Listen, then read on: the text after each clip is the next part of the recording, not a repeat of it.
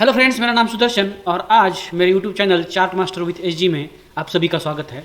सबसे पहले मैं जो कुछ वीडियो शूट किया था पिछली बार कि मुझे ऐसा क्यों लग रहा है कि जो बैंक निफ्टी और फाइनेंशियल्स जो है उसका ऑलरेडी बॉटम हो चुका है और अगला जो रैली है वो फाइनेंशियल्स और बैंक निफ्टी उसको लीड करेगा।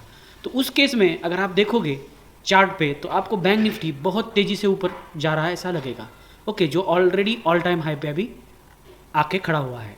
एक्चुअली अगर ऐसे दो कैंडल बनते हैं तो ये आप समझ लेना कि इसका ऑलरेडी बॉटम हुआ है। ये मंथली कैंडल है बैंक निफ्टी पे।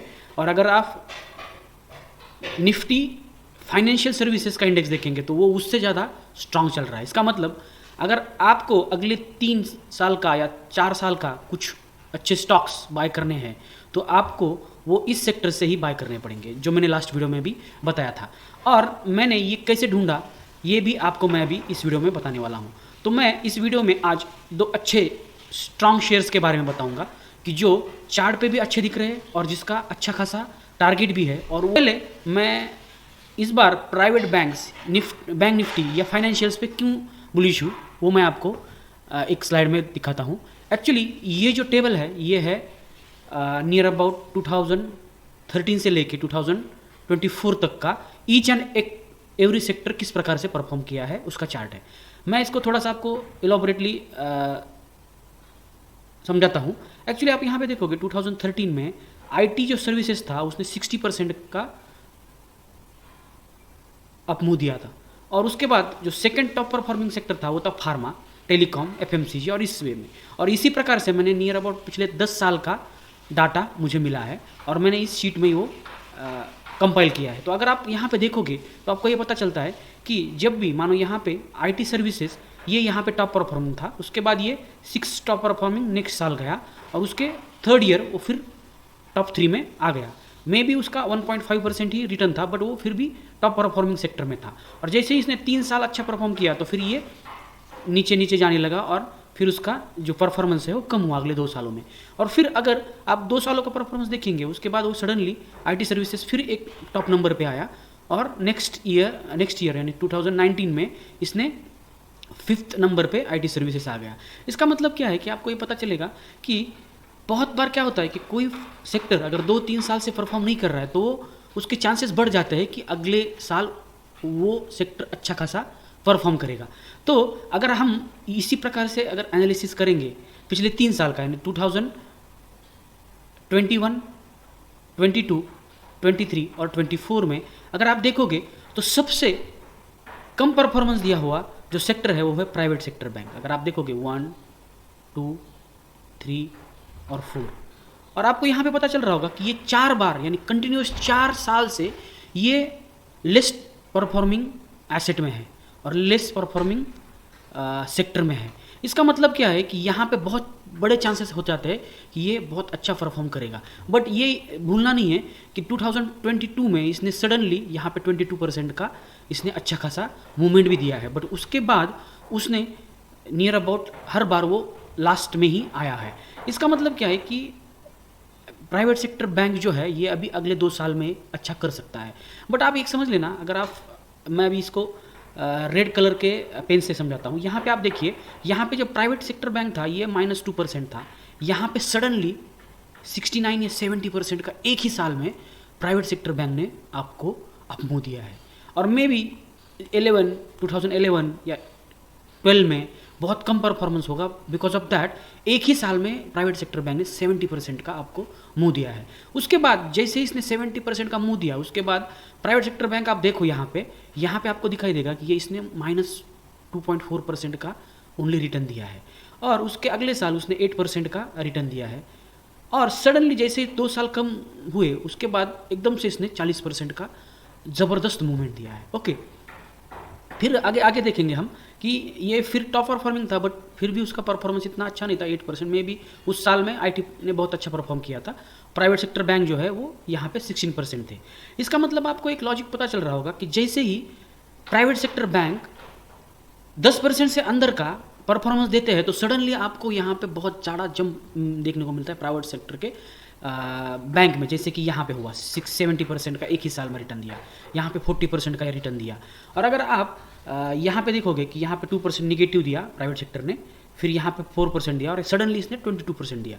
बट पिछले 2 साल से मीन्स अभी 23 और 24 में इसने 14 और 0% का ही प्राइवेट बैंक ने आपको रिटर्न दिया है। इसका मतलब क्या है कि मे बी ये टॉप परफॉर्मिंग में रहेगा और आपको इस साल वो परफॉर्मेंस में आपको 20% दे सकता है, और अगले साल अगर उसने और 20% दे दिया या अगले 3 सालों में भी उसने 40 या 50% आपको रिटर्न दे दिया, तो इसका मतलब आपको प्राइवेट सेक्टर बैंक का इंडेक्स आपको 40-50% ऊपर मिलेगा। ओके, और इस केस में आप सोचो अगर इंडेक्स 40 या 50% से ऊपर जा रहा है तो उसमें जो टॉप परफॉर्मिंग बैंक रहेगा वो कितना ज़्यादा ऊपर जा सकता है। ओके, तो इस हिसाब से मैं कंपनी है वो है श्रीराम फाइनेंस लिमिटेड। ये भी फाइनेंस और एनबीएफसी की ही कंपनी है। आपको मालूम है कि मैंने जैसे अभी बताया कि मुझे ऐसा लग रहा है कि प्राइवेट बैंक्स या फाइनेंशियल्स अगले 3 साल को सबसे ज़्यादा लीड करने वाला सेक्टर रहेगा। अगर ऐसा है तो मैंने एक अच्छा खासा मार्केट कैप रहने वाली और एकदम छोटा मार्केट कैप रहने वाली ऐसी 2 कंपनी मैंने इस वीडियो में शॉर्टलिस्ट की है, और मैं आपको उसका टेक्निकल चार्ट और वो उसका फंडामेंटल्स भी आपको मैं बताऊंगा कि ये कंपनी किस प्रकार से परफॉर्म कर सकती है। जो श्रीराम फाइनेंस लिमिटेड है उसका मार्केट कैप है 1,30,000 लाख रुपीज़ करोड़ का, और उसका पीई जो है वो 13 का पीई चल रहा है। इसका मतलब पीई बहुत कम है, डिविडेंड 1.3% है, और टोटल अगर आप देखोगे तो उसका प्रॉफिट ग्रोथ 20% से ग्रो रहा है, सेल्स ग्रोथ 17% है, और आरओई आरओसी वो भी बहुत ही अच्छा है 11% का। इसका मतलब इसका सेल्स ग्रोथ, प्रॉफिट ग्रोथ या नेट प्रॉफिट ग्रोथ ये सब कुछ बहुत अच्छा है और बढ़िया है। ओके, और मार्केट कैप इसका अच्छा खासा बड़ा है। तो यहाँ पे आप देखोगे नेक्स्ट पॉइंट, तो इसमें जो प्रोमोटर का जो है वो पूरा जो होल्डिंग है वो कांस्टेंट है, मीन्स इसमें ज़्यादा कुछ चेंजेस नहीं हुआ है। जैसा दिसंबर 2003 में था वैसा ये छोटा सा चेंजेस है, उसका कुछ ज़्यादा बड़ा इशू नहीं है। बट अगर आप यहाँ पे देखोगे तो यहाँ पे सबसे ज़्यादा इन्वेस्टेड है एफआईआई। ओके, एफआईआई है और डीआईआई है।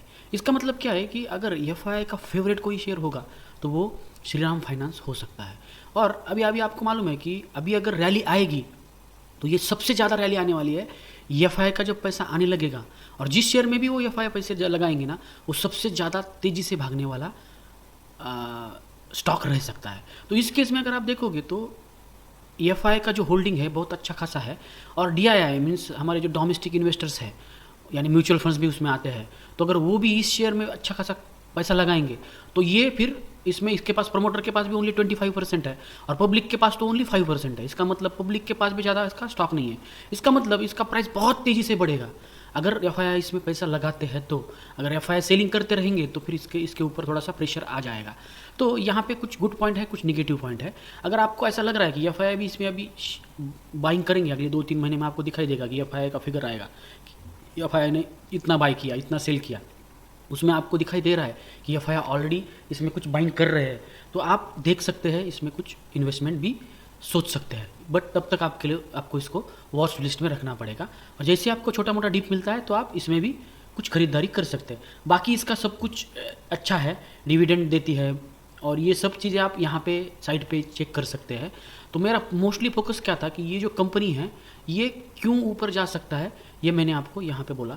जैसे कि आप यहाँ पे चार्ट पे अभी देख रहे हो, ये मंथली चार्ट है, एक कैंडल मंथली रिप्रेजेंट करता है, और ये अच्छे खासे करेक्शन के बाद नियर अबाउट पिछला जो करेक्शन था उसमें इस कंपनी ने भी नियर अबाउट 30% तक का करेक्शन दिया था, और अभी ये पूरा करेक्शन खत्म करके ये ऑल टाइम हाई के आसपास आके खड़ा है।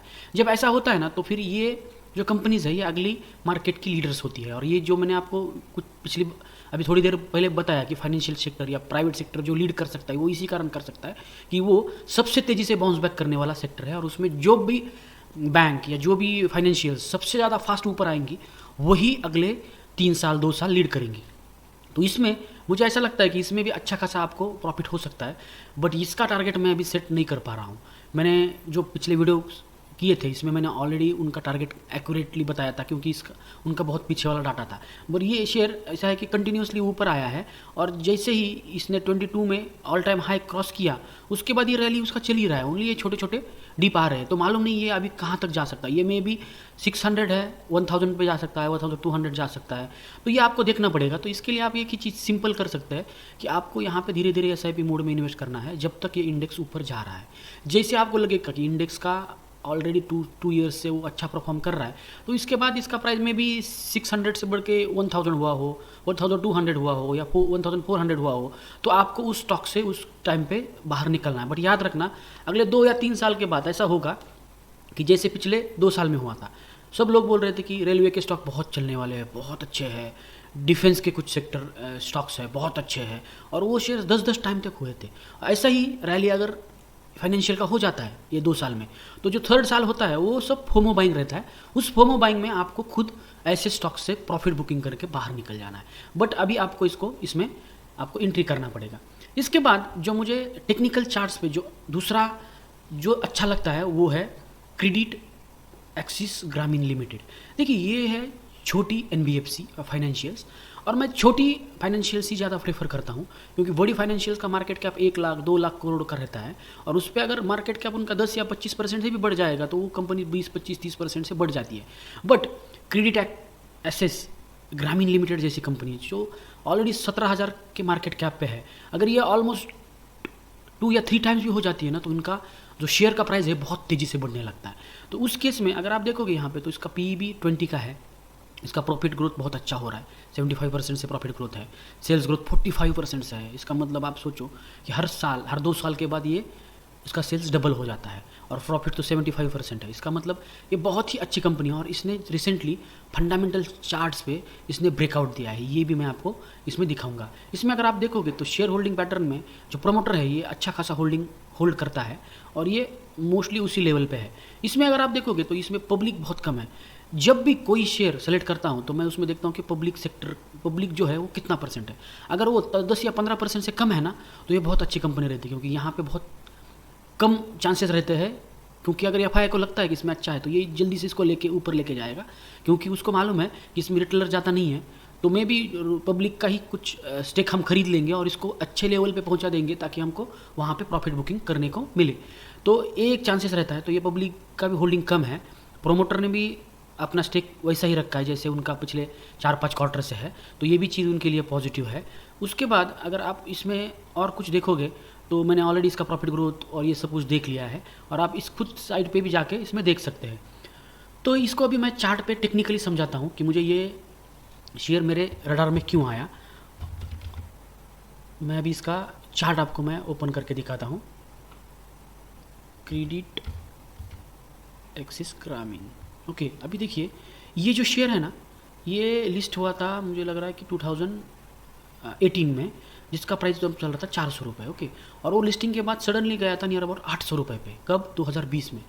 और अगर आप देखोगे 2020 से लेके अभी तक वो उसी लेवल में है। इसका मतलब उसने पिछले 5 साल में ज़्यादा रिटर्न नहीं दिया था, बट इस करेक्शन में वो अच्छा खासा करेक्ट हुआ है। और आप यहाँ पे देखोगे तो यहाँ पे किसी ने तो बहुत बड़ा एंट्री किया है। अब ये मालूम नहीं है किसने एंट्री किया है, ये यहाँ पे किसी ने तो बड़े अमाउंट में यहाँ पे बहुत वॉल्यूम से इसमें बाइंग आया है, और ये अभी उसको क्रॉस कर रहा है। अगर ये क्रॉस करके ऊपर जाएगा तो इसका इमीडिएट टारगेट तो मिनिमम ये रहेगा। इसका मतलब आप देखिएगा कि कभी कभी ऐसे शेयर्स विद इन 3 और 4 मंथ के पीरियड में डबल हो जाते हैं, ओके। और अगर ये डबल हो जाते 3 मंथ में ना, तो मैं आपको बताता हूँ कि ये शेयर्स आपको 3, 4, 5 टाइम्स भी रिटर्न दे सकते हैं, क्योंकि जिसने भी इसको इतने लेवल पे लेके गया है तो उसका जो टारगेट है बहुत बड़ा रहता है। तो उस केस में ये शेयर बहुत अच्छा परफॉर्म कर सकते हैं। अगर हम इसमें देखेंगे कि डेली चार्ट में, तो आप यहाँ पे देखो, यहाँ पे रिसेंटली किसी ने तो बहुत ज़्यादा अमाउंट से बाइंग किया है और वो इसी लेवल पे किया है। अगर आप यहाँ पे देखोगे ये जो रीजन है, यहाँ पे किसी ने तो बहुत ज़्यादा अमाउंट से ये बाई किया है, ओके, ये लेवल में। अगर ये शेयर आपको इसी लेवल पे मिलता है, यानी 1000 के आसपास यहाँ पे कहीं मिल जाता है, तो मेरे रडार पे तो ये आया है। और ऐसे ही शेयर्स मल्टीबैगर होते हैं, ओके। मैं अभी जो बोल रहा हूँ, जो श्रीराम फाइनेंस है, ये आपको देंगे एनुअलाइज 25, 30 या 15% का CAG रिटर्न देंगे हर साल, 2 या 3 साल में।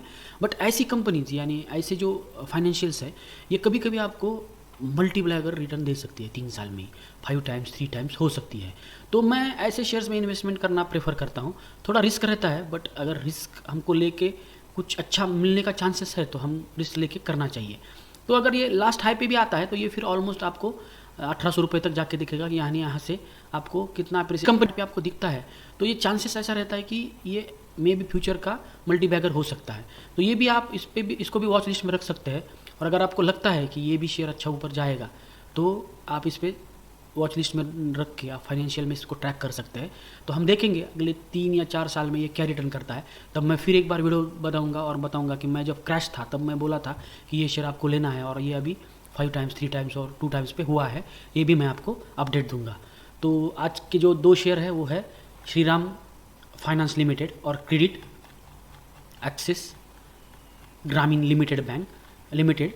तो ये 2 बैंक को भी आप वॉच लिस्ट में रखो, मैं भी रखा हूँ, और मुझे जैसा लगेगा कि इसमें अच्छा खासा कुछ न्यूज़ आया या बाइंग आया है तो मैं फिर इसको लॉन्ग टर्म के लिए अगले 3 साल के लिए ले सकता हूँ।